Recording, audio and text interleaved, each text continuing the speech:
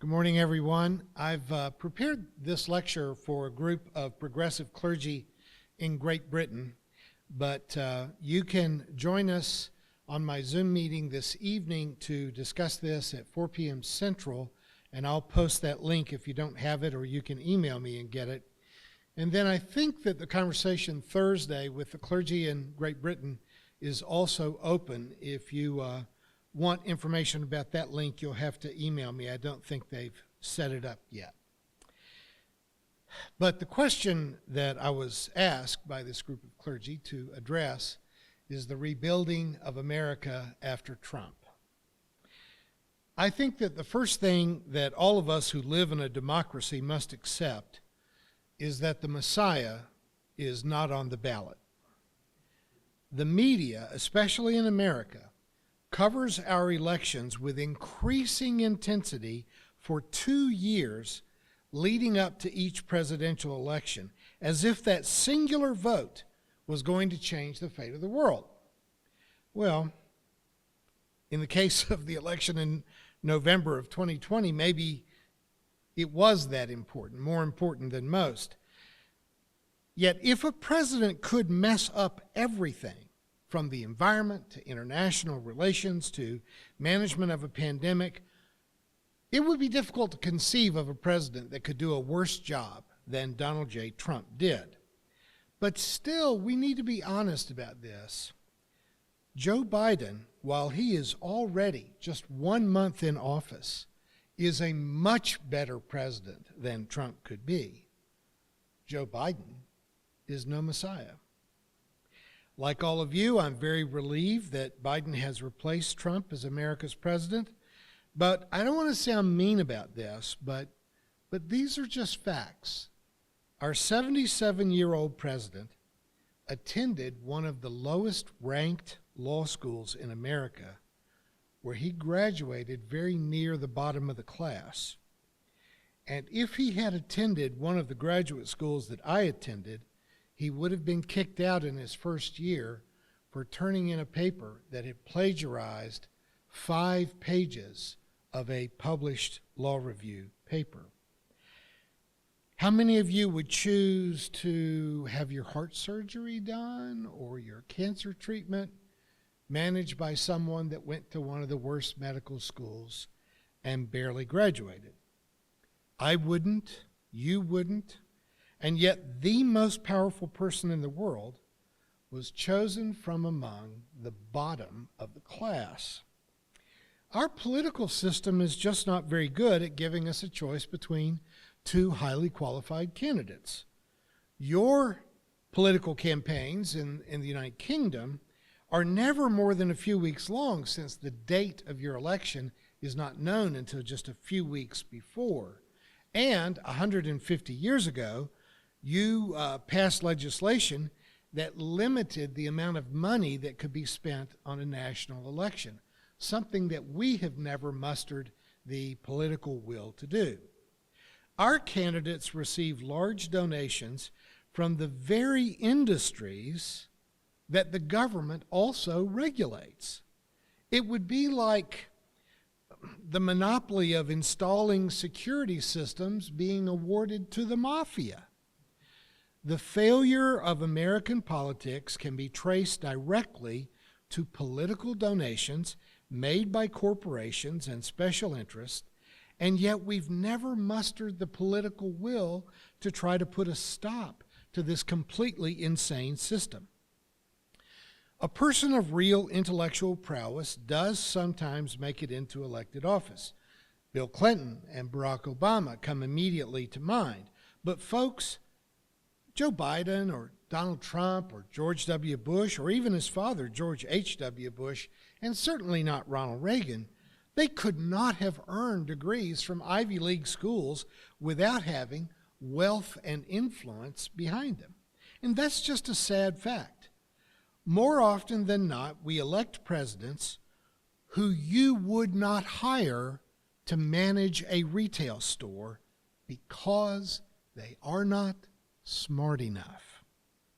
Serious campaign finance reform could transform the quality of our candidates overnight But you can imagine our industrial leaders prefer having mediocre minds in the seats of power because they're just a lot more easy to manipulate. Forgive me for being cynical about this, but I invite you to come to one of the Zoom meetings and convince me that I'm wrong. We have a very sad alliance between the corporate powers who want to manipulate government and a huge portion of our electorate that prefers politicians who reflect their own prejudices and their gullibility in the presence of even easily disproven conspiracy theories. Your own media has reported a great deal on the whole QAnon phenomenon in America, which, even after the failed insurgency on January 6th, still claims about 1/4 of Republican voters and not a few among the voting public in the United Kingdom and in Germany, largely inspired by their denial of the pandemic and their resistance to the fairly mild measures that we're all having to endure to get through the pandemic. I realize that reuniting our great nations within our own populations and among the world's democracies is a noble and even a necessary goal. But we have to admit that a large portion of our populations who are very gullible, more gullible than we've ever cared to admit, are not likely to join in with us. In a recent National Public Radio poll, American voters were asked the question, does the earth go around the sun, or does the sun go around the earth? 26% of adult Americans answered that question incorrectly. Though no one has tried to see if the fourth of Americans who don't know that the earth revolves around the sun and the fourth that believe in QAnon conspiracy theories are the same 25% of our population, I am willing today to bet my next paycheck that there's at least an 80% overlap in those two groups. Before you get too worried about American voters, though, I should remind you that more than 1/3 of the people in the UK believe that ghosts are real. And even though a few of you will be saying to yourselves right now, that American pastor was making a lot of sense until just now. But where we are more similar, about half of UK residents who voted for Brexit believe that the government is lying to you about how many immigrants are living in the UK. And about half of Trump voters similarly believe that the U.S. government is lying about the number of immigrants that we have in our country. No matter what else they tell you, most of the people who voted for Brexit have an anti-immigrant prejudice and an entirely exaggerated view of how many of them there are. And at least half of Trump voters are absolutely xenophobic, insisting on building a wall along our border with Mexico, when, if you just looked at the numbers, the majority of movement along the border of the United States and Mexico is former Mexican residents going back to Mexico. It is almost as if we wanted to build a wall to keep them from leaving rather than to keep them from coming in. People who voted for Trump have an anti-immigrant prejudice by and large. They may tell you that they hate the individual, or they dislike, or they were embarrassed by Donald Trump himself, but they just liked his policies. But folks, he didn't have any policies. The Republican Party in 2020, leading up to the election, the party didn't even come up with a platform. That's never happened before. Trump had no policies, he has no core beliefs, he had no goals, he had no ambition. People voted for him because they loved his slogans, his level of despising of Nancy Pelosi and other Democrats, of blacks, of gays, of Mexicans, and probably for most of us who read books. John Churcher posed the question to me for this lecture, how does America rebuild after Trump?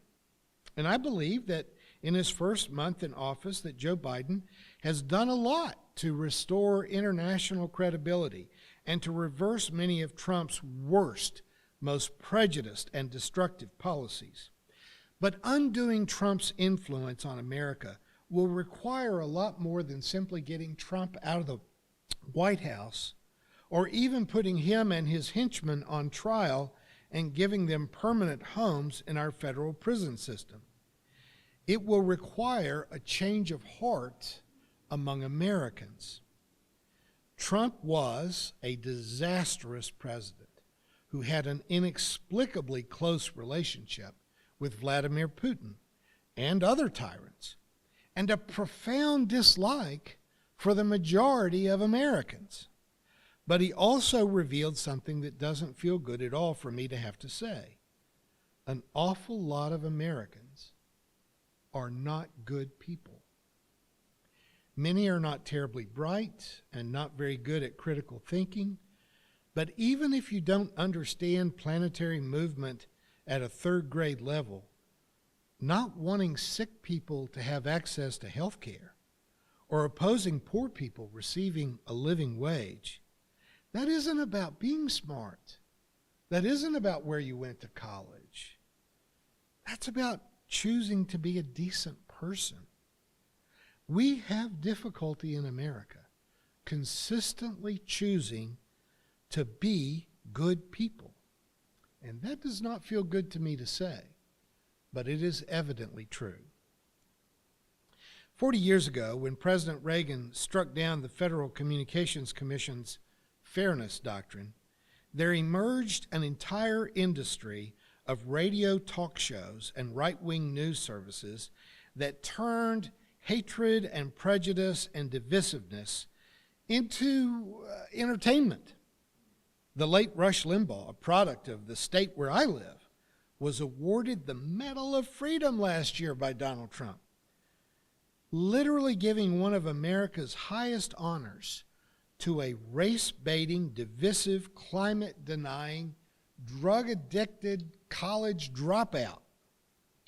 Confucius once said, "One does not put plaster on a dung wall."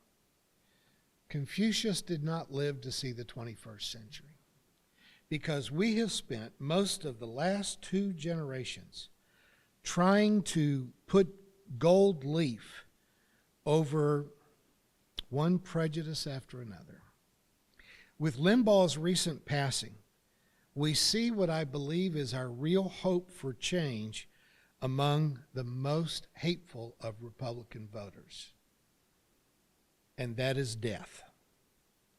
Most younger Republicans do not share their elders' prejudice against homosexuals, blacks, the Latinx community, or the transgender community. And it seems awfully grim to say that mortality is your best friend in your hope for the future. But the majority of the worst aspects of prejudice in America are largely found in the generation that is currently on its way to Memorial Gardens. It is not so much so among younger conservative Republicans. With every passing year for the past 25 years, Republican voters have become, on average, older, whiter, less educated, and skewing more towards low-income families. Through gerrymandering, voter suppression, and honestly, with no small amount of assistance from foreign governments in interfering with our elections, the Trump Republican Party may see a few gains in the midterm elections.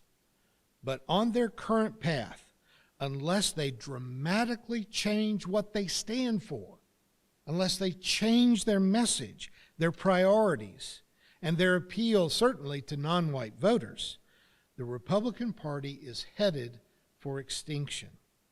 Now, as a liberal, you may think I would be celebrating that fact, but honestly, it's not good news. Our country needs at least 2 viable parties. I wish we had 4. But we have to have at least 2, in which case, I don't want the Republican Party to fade out of existence, but I do want it to change. I want it to be a better party, a more honest party, a more intelligent party, and certainly a more moral party. So let me try to sum up my best answer to John Churcher's question. What does America need to do to rebuild after Trump? Number one, as I have said, is going to be one of the hardest, and that is a sweeping campaign finance reform. Americans have to get corporations and special interests out of the business of funding elections. We call them campaign donations, but really, they're bribes, right? I mean, if McDonald's donated $10 million for health inspectors, we would know that they were up to something, right? They wouldn't be doing that out of pure charity. And it's no different when military manufacturers, pharmaceutical companies, and the banking industry raises billions of dollars for political candidates. Those aren't donations. Those are bribes. They are buying their support. And that must stop. Secondly, I believe we must restore the fairness doctrine that Ronald Reagan struck down 40 years ago. And more than that, we need to put in a fairness doctrine that has teeth in it. Americans love free speech, but what Reagan did by striking down the requirement that a news show give a fair representation of both sides of every issue allowed for public lying. It created an industry of hate speech, of deception, of conspiracy theories, and tabloid journalism that has led to a public that is grossly misinformed, deceived, and manipulated. In fact, surveys have shown that people who watch Fox News know less about current events than people who don't watch any news at all. People who are just guessing can come up with better responses than people who poison their minds daily with Fox News. Germany saw what propaganda did to their nation in the 1940s, and they have passed laws to make sure that politicians are punished for lying, and their media has to strive for journalistic integrity. And I'm just saying, America must do the same thing. Thirdly, we must renew our commitment to public education. And for me, that has to include access to higher education. When we have honesty in journalism, then we're also going to have to be sure that there's good content in our schools. QAnon and other conspiracies do not appeal to people who are capable of doing critical thinking. These insane tales of cannibalistic pedophiles running the government and space aliens and lizard people composing our deep state, these are fictions that are simply used to thrill the simple-minded, not for the basis of voting or to lead to a storming of our Capitol building to overthrow our government. It's easy to make light of uneducated people who fall for these conspiracy theories, even though there are at times substantial danger involved in their delusional thinking. But even among some of our most educated professionals, misinformation, propaganda, conspiracy theories, and social media spreading of lies has an effect on even professionals. 500,000 Americans have died of COVID-19 at this point. Right here in Missouri, 1/2 of our patient-facing medical workers, 1/2 have refused to take the vaccine when offered to them. Half. Nurses, aides, therapists, I don't think many doctors, but this is a level of incompetence in science by the people who are delivering health care. That level of incompetence, that vulnerability to the dumbest of internet rumors is unconscionable. Only education can fix that. My fourth point is that our nation must try to reunite around important and achievable goals. It's not always a war that unites a country. Our presidents often seem to think that it is, but it isn't. In many ways, just our drive to put an astronaut on the moon captured America's imagination. Last week, when we successfully landed a rover on Mars that was reported on television, people feel a thrill about that. It's a success, and it makes us love science and engineering. We have been killing our planet by burning fossil fuels as if we had a planet B that we could move to, like changing from one bad neighborhood to another. Just as we reach new levels of cooperation globally to develop the vaccines in the face of COVID-19, our scientists, your scientists, scientists in Germany, in South Africa, and Brazil, those on other continents, need to develop sustainable energy, non-polluting transportation, and efficient and effective delivery of health care. Ironically, we already know how to do almost all of these things, even while we have been distracted by childish political partisan fighting. Even still, even though it's not mandated, major automobile manufacturers are already turning from gas-burning cars to electric cars. They're doing it because it's going to be more profitable. The technology of generating electricity by wind and solar production is already cheaper than burning natural gas or coal. We can save the planet while we make human life more just, more fair, and frankly, much more enjoyable. Why, after all, should the French get all of the paid vacations? It would likely be kind of me to end right here, but I don't want to be Pollyannish about this. These 4 simple steps turn out to not be simple at all. They are massively difficult. And unless the people in the United States are united in a will to do these things, they may be impossible. Now, I'm not universally a fan of Dietrich Bonhoeffer. He was theologically way too conservative for my tastes, and yet there's no denying that he was both a very brave man and a very smart man. In one of his letters from prison, as he had lots of time to think about what had gone wrong that led him to be arrested and await execution by the Nazis, Bonhoeffer spoke very frankly, as only a German can. And if you don't have any close friends who are German, trust me, don't ask them what they think if you don't really want to know. But he wrote about stupid people. Bonhoeffer, Reverend Dr. Dietrich Bonhoeffer, said, "Stupidity is a more dangerous enemy of the good than malice. One may protest against evil. It can be exposed and, if need be, prevented by use of force. Evil always carries within itself the germ of its own subversion, in that it leaves behind in human beings at least a sense of unease. Against stupidity, we are defenseless. Neither protest nor the use of force accomplish anything. Reason falls on deaf ears.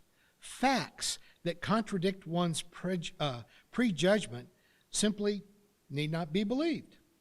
In such moments, the stupid person will actually become critical.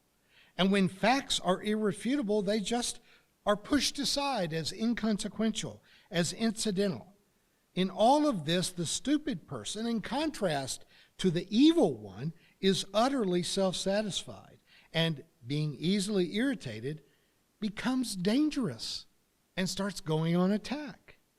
For that reason, greater caution is called for with a stupid person than with a malicious one. Never again will we try to persuade the stupid person with reasons, for it is senseless and dangerous." Now, folks, it is difficult to just write off 20 or 30% of the citizens of your own country as being so irredeemably ignorant that there is no bridge towards reconciliation. Damn us if we don't try to be reconciled with even the QAnon folks. But we cannot place our democracies at the risk of depending on being successful in reconciling with people who have repudiated science and history and reason in favor of conspiracy theories and prejudices. We've got to accept that we can give it a legitimate shot, but we cannot let them hold us back from progress. We may have to simply move on. My greatest fear for the Biden administration is his inherent desire to reunite the left and the right. Like Lucy promising when she's holding the football for Charlie that this time she won't move it. Talk about being nonpartisan always sounds like the right answer. Obama fell for it in 2008, and like Charlie Brown, he kept falling for it until Republicans had regained a majority in the Senate and the Congress and nearly kept Obama from accomplishing anything. My fear is that Biden wants harmony so much that he will fall for the same ploy that derailed the Obama administration. There are people who will act like they want to be invited to the table, but they will never show up. That is true in your churches as well. You try to figure out how to adjust church to be relevant after the pandemic. How is church relevant in the 21st century? And you're going to have members that insist that you not change a thing, that you have to be an organization that does nothing but perpetuate their sense of nostalgia. And if you do that, you will fail, and you will fail completely. It's also true of your parliament, and it is very true of the American government. Once a church member, a politician, or an in-law has demonstrated that they are impervious to facts, it may be time to just move on towards accomplishing your goals, rather than becoming paralyzed by sophistry. That is, of course, just my opinion. I look forward to seeing you try to convince me that I am wrong. Thank you for watching our videos. We are entirely dependent on the donations of our listeners and members. We hope that you find this content to be important enough to help us to keep offering these videos to the public at no charge by becoming a regular contributor. Please click on the donate button on our website at www.spfccc.org. Thank you for your support of progressive religious programming.